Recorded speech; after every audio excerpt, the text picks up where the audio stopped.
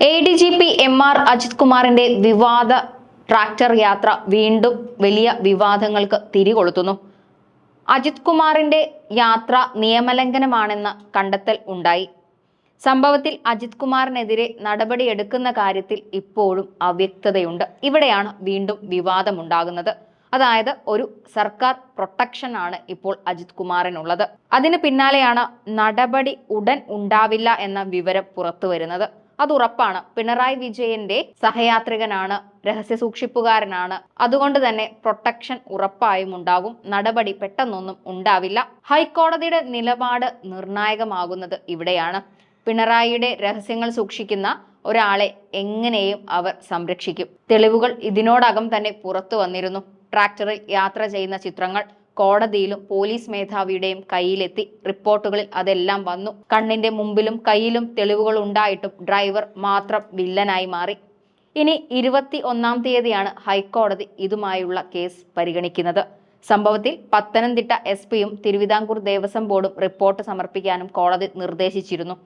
സ്വാമി Ayyappan road വഴി ഭക്തരോ പോലീസോ മറ്റെന്തെങ്കിലും വകുപ്പിലെ ഉദ്യോഗസ്ഥരോ യാത്ര ചെയ്യരുതെന്ന് വിലക്കിയിട്ടുള്ളതായാണ് ഹൈക്കോടതി ചൂണ്ടിക്കാട്ടിയത്. എന്നിട്ടും അതുവഴി യാത്ര ചെയ്യുകയായിരുന്നു. ട്രാക്ടറിലാണ് യാത്ര നിഷേധിച്ചിരുന്നത്. ഇത് ദൗർഭാഗ്യകരമാണ്. ആരോഗ്യ പ്രശ്നങ്ങൾ ഉണ്ടെങ്കിൽ ആംബുലൻസ് ഉപയോഗിക്കാമായിരുന്നല്ലോ എന്നും കോടതി കൂട്ടിച്ചേർത്തിരുന്നു. MR അജിത് കുമാറിനൊപ്പം 2 പേഴ്സണൽ സ്റ്റാഫും ഉണ്ടായിരുന്നു എന്നാണ് CCTV ദൃശ്യങ്ങൾ തെളിവാക്കുന്നത്. സംഭവത്തിൽ പത്തനംതിട്ട SP പോലീസ് മേധാവിക്ക് റിപ്പോർട്ട് നൽകിയിരുന്നു. MR അജിത് കുമാറിന്റെ ട്രാക്ടർ യാത്രയുടെ ദൃശ്യങ്ങളും കൈമാറിയിരുന്നു. അജിത് കുമാറിൽ നിന്നും പോലീസ് മേധാവി വിശദീകരണം തേടി. 12-ാം തീയതി രാത്രിയാണ് MR അജിത് കുമാറും കൂട്ടരും ശബരിമലയിലേക്ക് ട്രാക്ടർ വഴി യാത്ര ചെയ്യുന്നത്. 13-ന് വൈകിട്ട് മലയിറങ്ങുന്നതും ട്രാക്ടറിൽ തന്നെ. എന്നാൽ സംഭവത്തിൽ ട്രാക്ടർ ഓടിച്ച പോലീസ് ഡ്രൈവർക്കെതിരെ മാത്രമായി കേസെടുക്കുന്നു. FIR-ൽ പോലും MR അജിത് കുമാറിന്റെ പേര് പറയുന്നില്ല.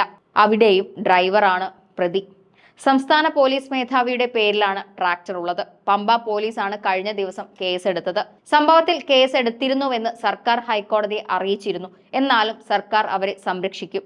ആരെ? അജിത് കുമാറിനെ മാത്രം. അജിത് കുമാറിന്റെ വിവാദ ശബരിമല ട്രാക്ടർ യാത്രയിൽ രൂക്ഷ വിമർശനം ഹൈക്കോടതി നടത്തി. ശബരിമല സ്പെഷ്യൽ കമ്മീഷണറുടെ റിപ്പോർട്ടിന്റെ അടിസ്ഥാനത്തിലുള്ള ഹർജി പരിഗണിക്കവെയായിരുന്നു ഹൈക്കോടതിയുടെ വിമർശനം.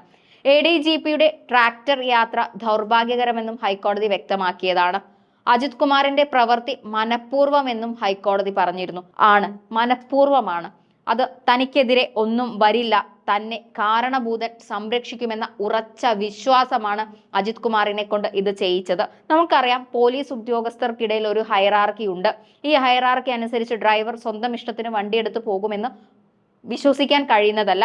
അതിനുള്ളിൽ നടന്ന കാര്യങ്ങൾ അറിയേണ്ടതുണ്ട്. അജിത് കുമാർ എവിടെയാണ് ഇത് അറിയിക്കുന്നത്, അജിത് കുമാർ എങ്ങനെയാണ് ഇത് നടത്തിയെടുത്തത് എന്നതും വിഷയമാണ്. പക്ഷെ ഇതൊന്നും ഇപ്പോൾ സർക്കാരിന്റെ പരിഗണനയിലില്ല. വണ്ടി ഓടിച്ച ഡ്രൈവറാണ് ഇപ്പോൾ കുറ്റക്കാരൻ.